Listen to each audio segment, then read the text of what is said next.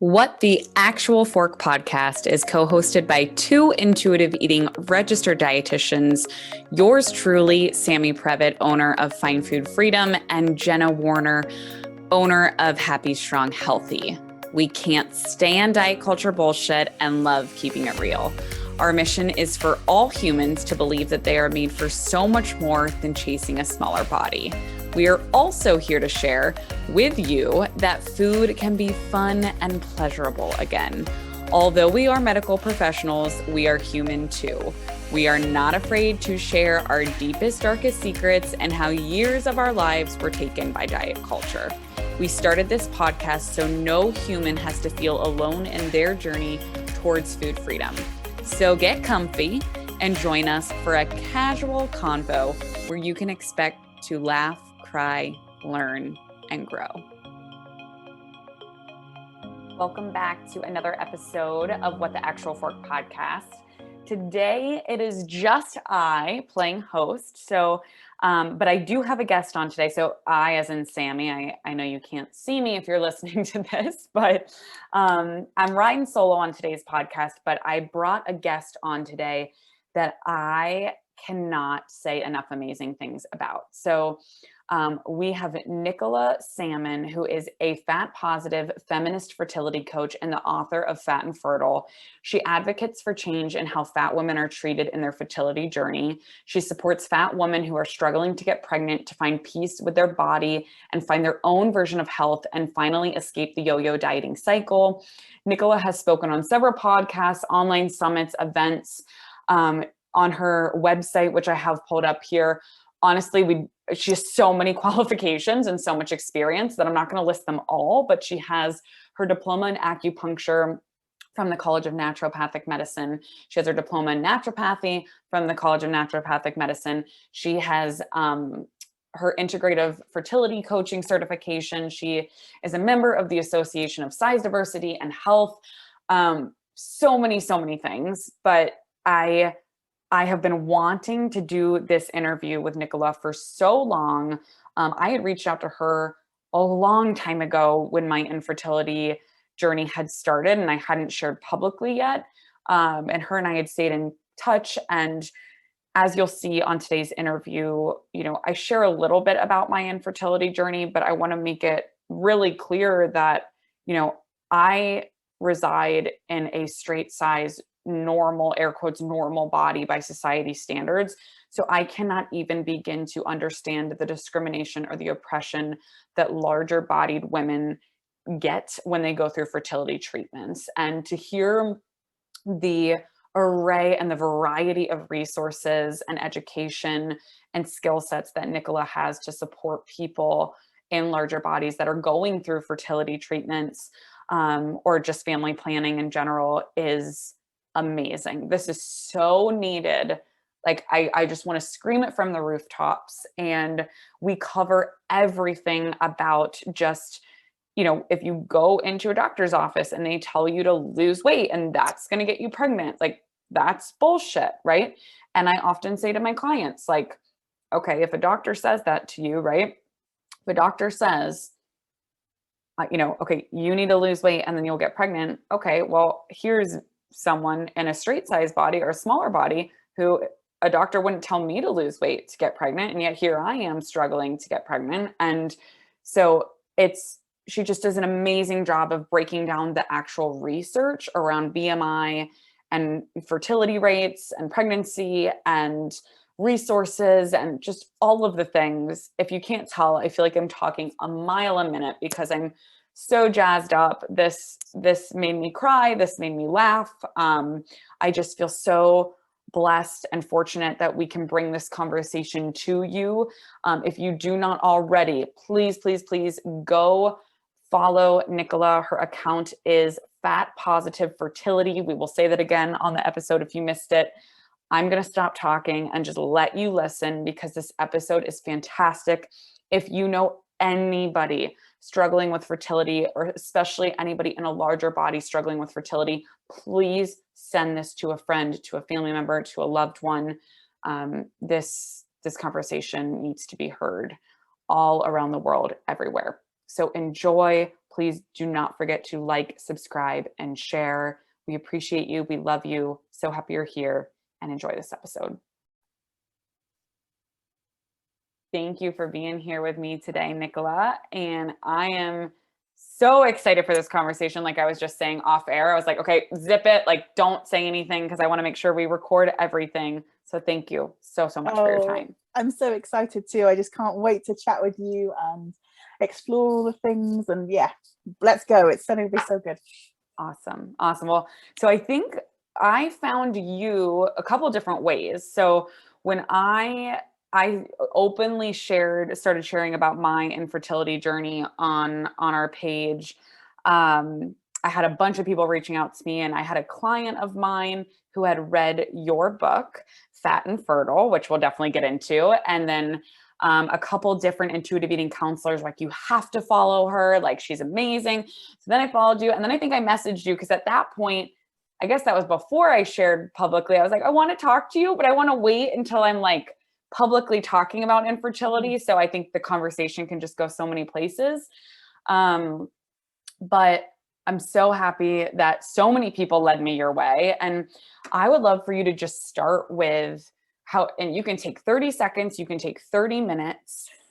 So you take as much time as you want, but like, what has led you to where you are today doing what you're doing?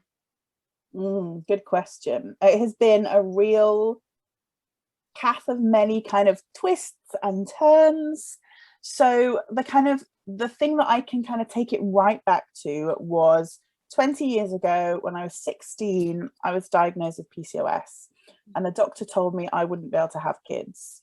So at that point, at such a young age, I was expecting it to be difficult to get pregnant. Mm-hmm. And the cure, the recommendation that I was given was weight loss.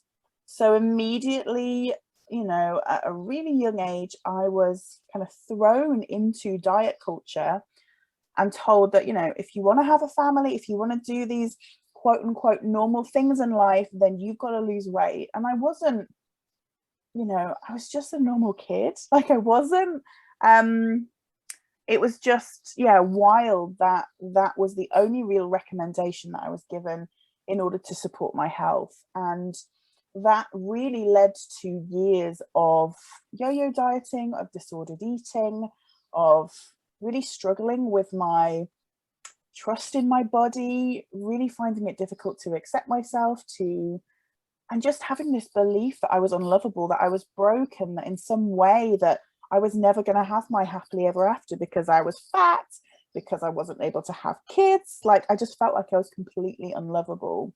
So that really kind of colored my whole kind of teens and 20s, which led to kind of, not doing great in school at the end, like making bad choices in relationships. I can see kind of with hindsight how that impacted choices that I made, and just how I lived my life for so long.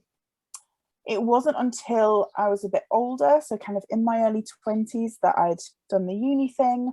I was working in a hospital in London, and another kind of event, as if you will, kind of changed kind of my direction. So I was working as a scientist in a hospital, and a guy got shot outside my flat where I was living at the time, and it led to me being diagnosed with post-traumatic stress disorder.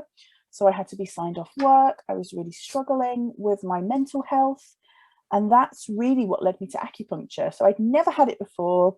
I tried medication, I tried counseling. Nothing was really helping me kind of get back to me.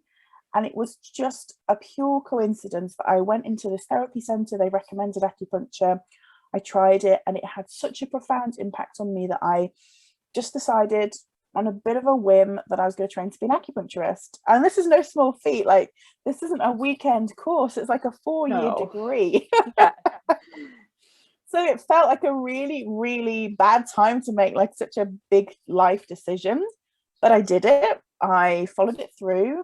I was working again now that I'd, kind of supported my health and found a way to work through that stuff. And yeah, I qualified as an acupuncturist. That led to me specializing in fertility, because of my own hormone stuff. Like that was what I was most interested in. And so that's kind of how I got into fertility. And the more that I worked with clients kind of one-to-one with acupuncture, the more I realized that I had this huge piece missing from my skill set in terms of being able to support these clients emotionally as well as like physically in the treatment room. Because what I realized, and kind of, you know, through almost going through like a reverse fertility journey, like expecting it to be really hard for me, was this huge emotional aspect that wasn't really being addressed by my current practice. And I could see, you know, as somebody who's kind of really empathic and really in touch with how folks feel, I just felt it was this huge hole. So I trained as a fertility coach, which was awesome. And it really helped me to, you know, fill some of those gaps that I felt like, you know, I could really support folks with. And it was around this time that I'd met my husband, we'd got married, and we were thinking about starting a family. And I was just expecting things to be so difficult. I was expecting everything to be impossible, that things were not going to happen, that we'd have to go down the IVF route. But that wasn't what happened for us. Before we even started trying, I got pregnant. I was petrified because I had set myself up this list of like 10 points of things I had to do before I could get pregnant. So I had to lose weight. I had to, quote unquote, get healthy. I had to do all these things to make sure that I was going to be a responsible parent, that I was going to be this and do this and have the best possible pregnancy. But it didn't happen. And I spent the whole 9 months terrified that it was going to go wrong. Because that's what we're told, right? Like we're told that, especially for folks in bigger bodies, that our pregnancies are going to be, you know, completely filled with risk and illnesses, and things are going to go wrong, and then our kids are going to get sick. And it's just, I was just so unbelievably anxious. And when I was about ready to give birth, I decided that I wanted to have a home birth, and I wasn't allowed a home birth. And just because of my BMI, that was my only risk factor, because my pregnancy, nothing happened. It was completely unremarkable. But they said, no, you're not allowed that because of your BMI. And it was the very, very first time that I began to really dig into the research around BMI and home birth, because this is what I really wanted. And I realized that there was so much research to support the fact that it's actually pretty safe, and it's, you know, it's a really great option for folks who want it, but also that they weren't allowed to tell me no, because it's my body and I get to choose.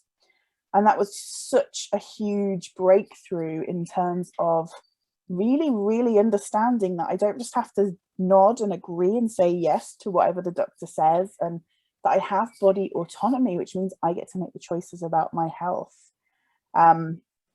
So that was kind of a huge like eye opener in terms of like, wow, the medical system can be wrong, and wow, like I get to make these choices, not some doctor or not some, you know, system or policy that's in place.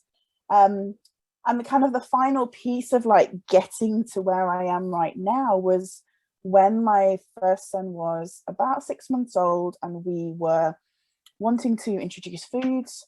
I was just became so hyper aware of how I was talking about food and how I was talking about my body, because I was very much still entrenched in diets, in, you know, having to then lose weight again after I gave birth. And like, I was just so exhausted, you know, not only from, you know, having a newborn, but from years of dieting, of restricting, of that taking up my whole brain, of like everything I ever thought about was around food. So I just went cold turkey. I was like, no, this is it. I'm not doing this anymore. I've just reached a breaking point. No more diets, no more weighing myself.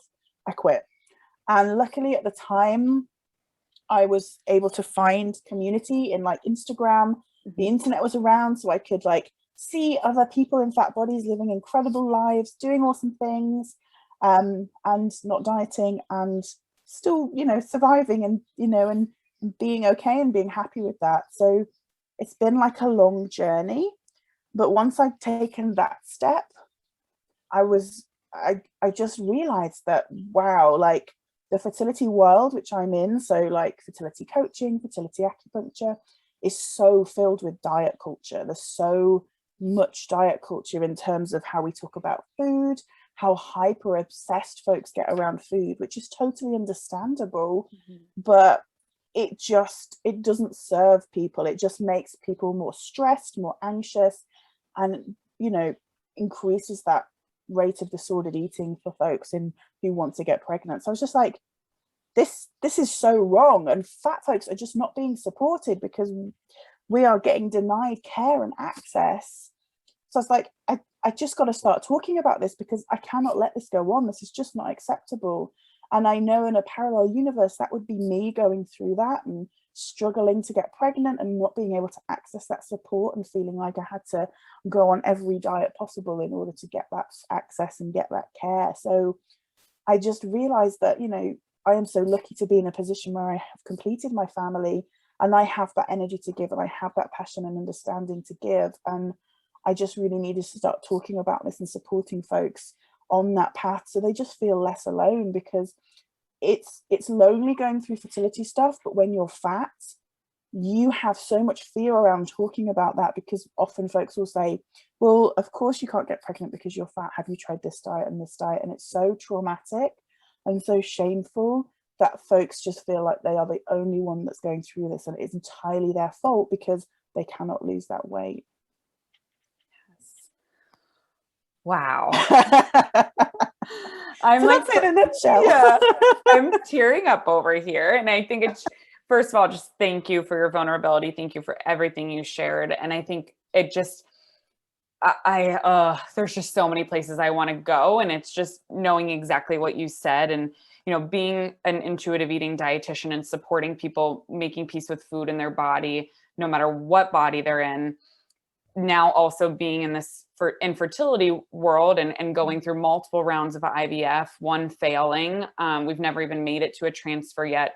When I shared my story and the amount of people in larger bodies that commented and said, well, this was what my doctor told me, like they told me to lose weight, my heart fucking breaks, because I just, like you said, the amount of diet culture that is in fertility clinics and the amount of shame that already comes with fertility, to then have that layered on top of it, it makes like my arm hair is standing up right now. It shakes me to my core, because I can't imagine, right? I have been privileged and being in a smaller body, but just knowing what people have to go through in larger bodies with fertility and diet culture is horrendous. So your work is so important, and I'm so happy that you're doing what you're doing.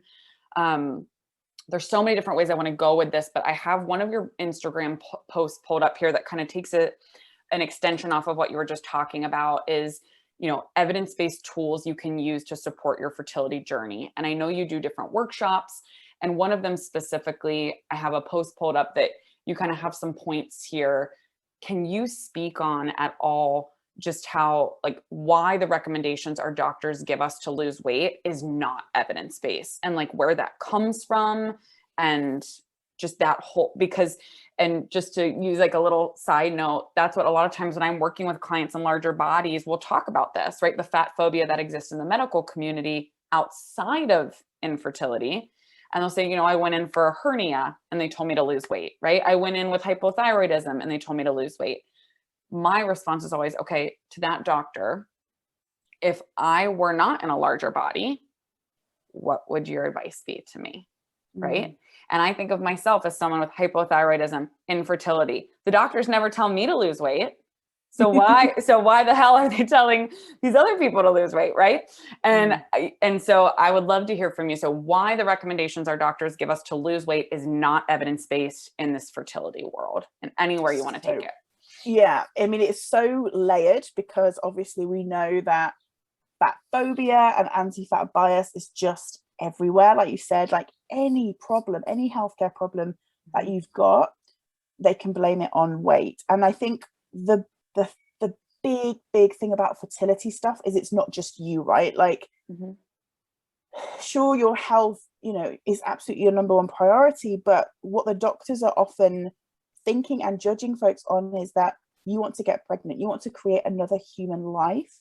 And because of the disdain that they view fat people, they kind of go down this path of thinking that these people are irresponsible for wanting to bring a child into the world, because we know that genetic traits get passed on, and we know that fat folks have a higher risk of things happening in pregnancy, and that is nothing to do with the fat on their body. It's to do with the way that we're treated by the healthcare profession, but they don't recognize that. Yep. So there is all this shame around the fact that the pregnancy might be higher risk, and the fact that then genetic components, which may lead to, we know bodies are diverse, which may lead to a child having a bigger body, that is seen as irresponsible parenting before you're even a parent, and so much judgment and shame and guilt for the person. So I think a huge chunk of it is that the doctors are really judging fat folks to even want to get pregnant, and the evidence around this is so, it's, when I go into the research, I find I have to do it in phases, because it's quite triggering and it can be quite traumatic as a fat person to read all this stigmatizing research about fat people. But every single time I do, what I find is that, first of all, it's not black and white. So it's not that, oh, all the studies show that there is a definite correlation between BMI and this increased risk. It's often maybe 50% shows nothing, 20% shows a correlation, but it's not it's not statistically significant, which means we can't draw a conclusion from it. And about 30% shows this correlation. There's no causation. We can't prove that there's any biological factor causing it, but we can see that there's a trend. And what that tells me is that they are putting aside 70% of the research that shows there is nothing going on, and focusing on that 30% because of their bias. We are all human. We all have biases, whether that's, biases against bodies, against skin colors, against, we all hold those biases in whatever kind of degree. And scientists are not immune from that, no matter how, factual the science is. It's the humans that are, deciding what that means in terms of our real world. And that means that they are saying, oh, okay, we see this correlation in some of the data, therefore we are assuming that this exists. And the fact that it isn't even, definitive from all the research just shows how wild this research is when it comes to what we are then determining about fat folks care, fat folks access. And in terms of there's a really, really common statistic that's often kind of thrown around whenever you go to a fertility clinic. It's always like this: if you just lose 5 to 10% of your body weight, then you are just going to fall pregnant naturally and it will just happen. But there are no dose dependent studies that show that. There is no research that shows for every X percentage of your body weight that you lose, your fertility increases by X amount. It just doesn't exist. And when we look at what's actually going on, we know that when we look at different BMI categories, so if we had like two groups of a population who have higher BMIs, and we one control and one who are just doing the health promoting behaviors, so eating more veg, drinking more water, sleeping better, all these things, we know that their health markers are going to increase whether their weight goes up, goes down, or stays the same compared to the control group. So we know that actually it's the health promoting behaviors that are impacting health markers regardless of weight. So what's happening is that when people are going on, diets, they're changing their behaviors, they are, engaging in possibly more health promoting behaviors, which is having that impact and improving their health and fertility. But we're not separating that out when we're looking at weight loss versus the actions that people are taking. So of course it makes sense that, once you start changing and modifying those behaviors, that things might change and things might happen and your health might improve. But it makes no sense to say that, just 5 to 10 kilos is going to make all the difference, because body weights are so different. And it's not like there's a one BMI that's under this that everybody's going to be fertile and healthy, because smaller bodies have fertility issues too. So it's not just a fat folks thing. So it's very layered. There's so much to it, but I think really it's, the research is so misrepresented, and folks, doctors just assume that this is set in stone, when actually when you start to unpick it, it just all falls apart. I love that, everything that you just said. And I think kind of what you were calling on some of the determinants of health, right? Of Mm. we know that those who engage in the determinants of health, like, or if we're looking at the physical behaviors, like you said, stress management, sleep, nutrient density, water intake, like all these wonderful things you can work on regardless of changing the size of your body. But when doctors are just saying lose weight, well, okay, some people will just Google how to lose weight, go on a diet, then they have an eating disorder, like you said, increased stress, like that.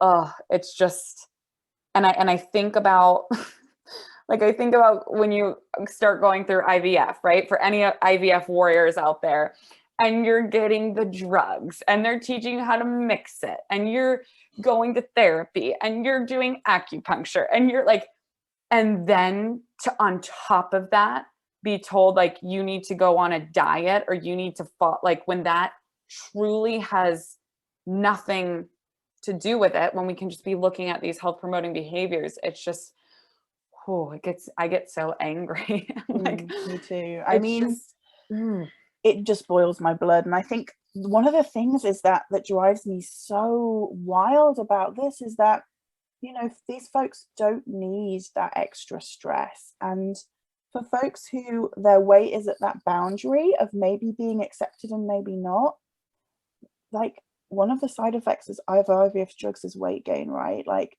these people are yes. panicking every single time, every single morning they'll weigh themselves because they are panicked that they are then going to go over that BMI limit and then they are going to be denied their care. I've had folks who have been going through IVF, got to transfer stage and been denied transfer based on their BMI. And it's almost used as like blackmail for them to then be able to do that. They have to lose the weight first. And it's unethical, it's immoral, and it's against it's a violation of human rights. It's just, I do not understand how people are allowed to get away with doing things like this. We are so excited to share with you guys a new product that Jenna and I have been using. And both of our families have been undergoing stress and anxiety. Who hasn't, truly? But my husband, Luke, and I have been trying the Soul CBD Dream Capsules, and it's been super helpful for our sleep. So Sam told me that her and Luke tried the product first, and I was super excited because as a new mom, sleep is something that never realized how much I missed it until I didn't get it consecutively anymore. So I tried it one night, and I'm not going to lie to you, I was a little bit nervous that was going to be the night that the baby was up all night, and I was going to be so relaxed that I slept through it. But I got to tell you, I tried the product, and I didn't sleep like a baby because babies don't sleep well. I slept like an adult, and it was fantastic. And he slept through the night too. So like, what a bonus for me. And what I love about the Soul CBD capsules, just for Jenna and I's sake, is we love sleep and we love things that like actually improve our health. And sleep is one of those things that we have control over from a behavioral standpoint. So anything that can help our sleep, we're big fans of.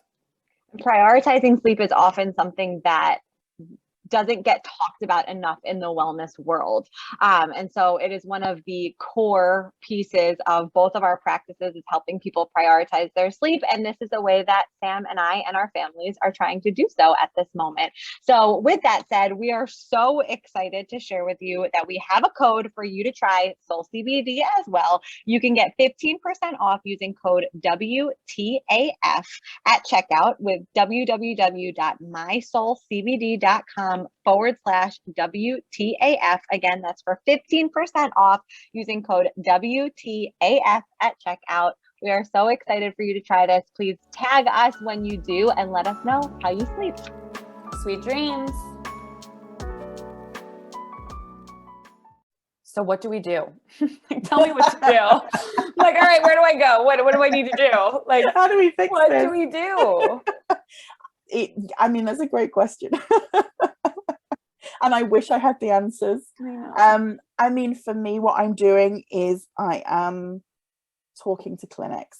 I am trying to put the research in front of them. I'm creating research summaries so that it's in a language that they understand, that actually what you've been told about this might not be true, and please just look at the research and the data.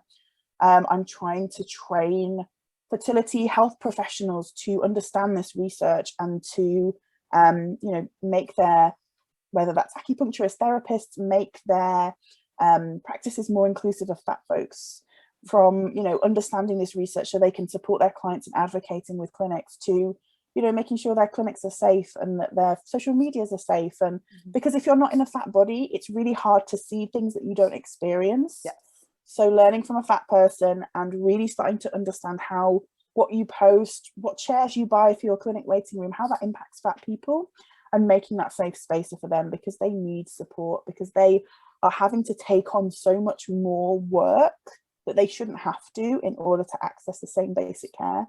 And even then, for so many folks, it's still out of reach. So yeah, it's about training more people to help them advocate. It's about educating the clinics and as many people as we can reach in terms of like, this is dangerous, this is so unsafe. Because like you said, people are just Googling, how can I lose weight? Because they want to, if they are told that weight loss is the solution to their problem, then they will want to do that as quickly as possible. Yes. And as extreme as possible, because we all know that time is a factor when it comes to getting pregnant. Yes. So they want to do that as fast as possible. The fastest way to do that, very low calorie diets, juices, shakes, all these things which we know are super damaging when you want to get pregnant. Yes. Because when we know that for folks who severely restricts food like that, it can lead to things like hypothalamic amenorrhea, which stops your periods, which it's another stress on the body and can exacerbate things further. So it just makes absolutely no sense to me that we would be encouraging people to do this. Yes. So I would love to hear from you, whether you want to just tie in like general tools that help support health and fertility, but I would love if you want to also take it like the acupuncture route and how that like plays into your cycle, and just really tips that you have for whether it's fat folks or just everyone with fertility. What are some of your basic tips? So the way that I like to explain it to folks is that, our reproductive organs are not in isolation. They are smushed in with our digestive system, with our kidneys, our liver, all the stuff, it's all together. So we can't separate that out. There is no things that we can do really to support our fertility. It's about supporting our health in all aspects. So it's like, we need to look at our physical health, our mental health, our financial health, our work-life balance, our relationships. Like, all these things impact how we feel and how our body functions and how we are doing on a human level. Because so often we focus on what's going to have the best health for our baby, but we forget to focus on our needs and what's really important for us. And I think we need to bring that back to the top. Our needs, our priority should be 100% at the top of that list. The three things that I tend to ask people for the first time is often, are you eating enough? Making sure that folks are getting enough food, because especially for fat folks, if they have been on diets their whole life, which so many people jump from one diet to the next diet to the next diet, we get this really disordered view of what food should be and how much food we should be eating. And often we are not getting enough food. We are just not physically eating enough to support getting pregnant, because we've been told that we only have to have 1,200 calories or whatever that number is that we have been drummed into us, and so I think helping folks focus on eating enough, regardless of what that looks like, is a really important first step into helping people make sure that they just have enough food for them to function. The next one is around rest. So really supporting folks with, are you sleeping enough? Are you getting enough rest? Are you allowing yourself downtime? Especially for folks who have really stressful jobs. I work just outside of London, so a lot of folks that I see kind of one-to-one for acupuncture have really full-on jobs where they're working really long hours and they just don't have any rest time. It's just always go, go, go, sleep. And it's about really helping them find a balance for them that works in terms of kind of work-life kind of equilibrium. And I think, the past year, for a lot of people has helped them find a better balance in that regard. I think it's been one of the silver linings of, being forced to, for some folks at least, work from home, is that we've been able to find a better balance in terms of how our work life looks. But our culture is so set on, you know, squeezing as much productivity out of us as it possibly can and leaving nothing else for us to enjoy. So it's about, you know, helping people see what that might look like for them. And then the final one is joyful movement, like or movement that feels supportive to your health, because joyful is not accessible for everybody. That was such a game changer for me for my own periods, because with PCOS I have like 100-day plus cycles, and regular exercise. When I was able to change my relationship with exercise from a place of I need to do this because I need to lose weight, or I need to punish myself for eating certain foods or for being fat, to a place of curiosity, enjoyment, just trying to do things for fun, it made such a difference to my mental health, to my cycle length, and yeah, it's just to my overall enjoyment of life and energy. And yeah, it had so many positive impacts. So those are kind of the three goes to that I always check in with folks. Obviously everybody's different, everybody, you know, has priorities that are different in terms of their health and what they want to achieve, and health should absolutely not be something that folks have to pursue in order to get the support they need in order to get pregnant. It should not be a must, a necessary, because for people with chronic health conditions that is just never achievable, and it should absolutely be optional. But if people want to pursue that, then those are definitely the three kind of key areas I help and support folks with. I love that. And all three of those align very well with intuitive eating. So funny about that. So very familiar with all of those. And it's, you know, just looking at the work that you do, it's, you know, it's so important that people hear this, that like, what I'm kind of hearing you say is, if you're trying to best support your body for fertility, it's just taking care of your body, right? It's not doing there's no magic pill. There's no magic diet. There's no magic movement. There's no anything. It's just supporting your health and feeling the best you can physically, mentally, and emotionally, if you so choose, right? And of course, that comes a lot of privilege to be able to even go down that path. But, absolutely. So I would love to so those are kind of basic questions you start with. If you don't mind just sharing, I would love to hear just a little bit about how acupuncture fits in with any of your clients, whether it's fertility, non-fertility related, just for those who have never tried acupuncture before. What's your little elevator pitch on acupuncture? I love acupuncture so much. For me, the biggest thing that folks get out of it is that time to just switch off. Like, it sounds so small, but when people are lying on my couch, they're not looking at their phone. Often your brain will still be switched on and you're like thinking about what they're going to have for dinner and stuff. But it's that it gets time. Better though. It gets easier. My first session, I was like, I can't do this for 45 minutes. And now I'm like, now I just go out like a light when they stick the needles in.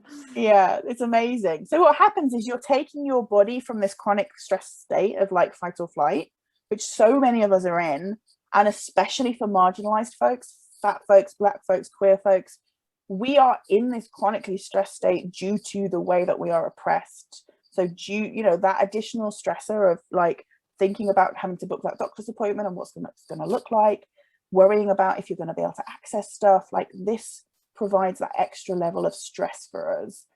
And what acupuncture does, what its magic is it takes you from that stress state, it switches. So you can go to that, what they call the rest and digest phase. So that's your kind of natural, zoned out, blissed out state.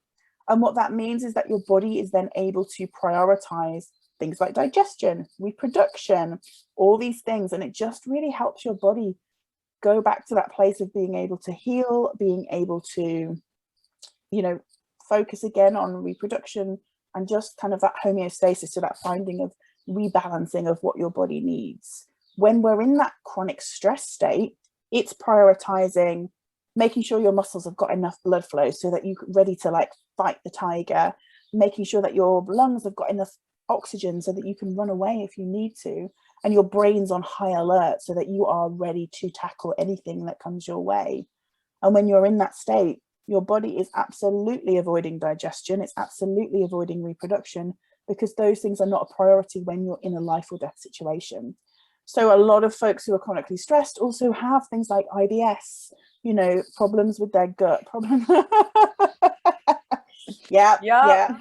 Just raising my hand over here over and over.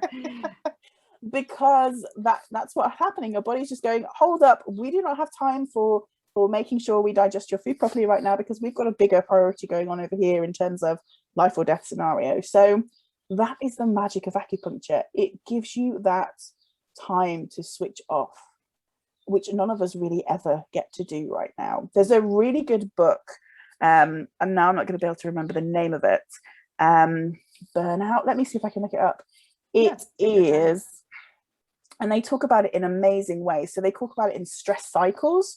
Okay. So we all have stress cycles, and what we need to learn how to do is to complete those stress cycles. So zebras are really good at this.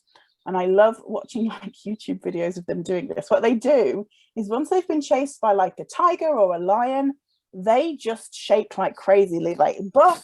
They shake all their muscles, they shake their bodies, and that's how they complete their stress cycle. That's how they get rid of the excess cortisol and adrenaline, those stress hormones that they've got going around. They kind of just shake it out, getting a bit of Taylor Swift going on. But the ways that we can do that is, you know, crying is a really common thing for folks to do. And that's awesome, because your tears can actually contain excess stress hormones. Mm-hmm. So if you're feeling stressed, it's a really good way of releasing those stress hormones. But yeah, shaking, dancing it out, just really finding ways of completing those stress cycles can be really, really helpful. So the book is called Burnout, Solve Your Stress Cycle. And it's by Emily and Amelia Nagoski. And it's awesome. It's a really good book about stress and about how to kind of rethink how we think about stress and look at ways we can complete those cycles, which, you know, for folks who are experiencing stresses in different ways, it's not just like classic work stress, it's life stress, pandemic stress, oppression stress, like, you know, there are so many ways that can show up in our lives. So definitely looking at how we can manage that is brilliant. Yes, acupuncture was something that was recommended to me after our first failed IVF cycle. And I did it a lot through our second round. And I'm going to knock on wood over here. We got some euploid embryos after we did a lot of acupuncture. I can't obviously say it was all acupuncture, but did no acupuncture in round 1 and then did it in round 2. And even if God knows what'll happen, but just the stress, the less amount of stress I had going through that second retrieval, going through acupuncture was worth it. I am now hooked on acupuncture forever because of how I feel after it. So yeah, whenever it's so blissful. Yes, it's just, no matter if you have a chronic condition or not, just from the stress response to really help pull down, disconnect from the phones, from the screens. So thank you for explaining all of that, because I think that's so helpful. So I could just keep picking your brain for hours on end, but I know that you're probably like ready for either, I don't know if you ate dinner yet because you're on a different time schedule than me, but, and just winding down for the day. So I would love, Nicola, if you could just leave our listeners, if they're walking away from this conversation, I know we covered so much, but if they could only remember one thing or one concept, what do you want them to walk away with? So can I do 2? Yes, of course. Of course. So the first one I want you to remember is that you are absolutely worthy of receiving all the support and the care you need in order to grow your family. That's it. You were born worthy, and then nothing has changed that. So you are absolutely worthy of receiving that care, attention, need, and evidence-based care as well, because so often it's not. And then the last one that I just love to think about this is something that just inspires my work every single day, is that the work that we are doing now to divest away from diet culture, to look at how we see our bodies and what they're capable of, when you have your baby, you are passing that on to them. You are breaking that ancestral diet culture phenomenon that we have right now, and they are going to grow up trusting their bodies, having a great relationship with food, and just believing that they are capable of so much because of the work that you are doing now in believing in your body. And that kind of ripple effect just feels so powerful and so exciting that, yeah, it really spurs me on to do this work and to keep finding any way I can to communicate how important this is to folks, because we are giving such a gift to our future babies. That was so freaking beautiful. And I always say, like, I'm like, can't wait to have a kid so I can just raise this little intuitive eater that's just going to change the world. So I love that. And it's our generations and the work that we're doing. Like, I often don't stop and think about that, like how the future generations aren't going to grow up as much, hopefully, knock on wood, with parents in diet culture, right? So it's going to change the game. So that is so amazing. So Nicola, for people who want more from you, one, where can they find you? And two, please make sure to share your book title as well and where we can get that. Yep. So if you want to find more about my work, I'm on Fat Positive Fertility on Instagram. I share loads of like really accessible research on there, like reminders of like so important things like that you are worthy. And just, lots of love and lots of support. For folks who want to kind of learn more about the work, the book is a really easy way to get started. It's called Fat and Fertile, and it's on Amazon or kind of any other like online bookstores. You should be able to find it. And yeah, it's just a kind of a mixture of research, of my own story, and of some coaching ideas to really help you start to explore any beliefs that you've kind of taken on about what getting pregnant in a fat body means and how we can really start to unpick them.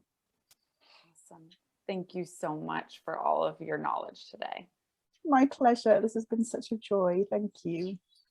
Guys, thank you so much for listening to another episode of What the Actual Fork Pod. We know there are a lot of pods out there, and we are so grateful that you are here listening with us. If you enjoyed this episode, please be sure to subscribe, like, share with all your friends and faves, and follow along with us on social at What the Actual Fork Pod. We promise to continue to bring you the hottest topics, greatest guests, and the most fun you can possibly have while fighting diet culture bullshit. We love you, we appreciate you, and we will see you next week for a lot more fun.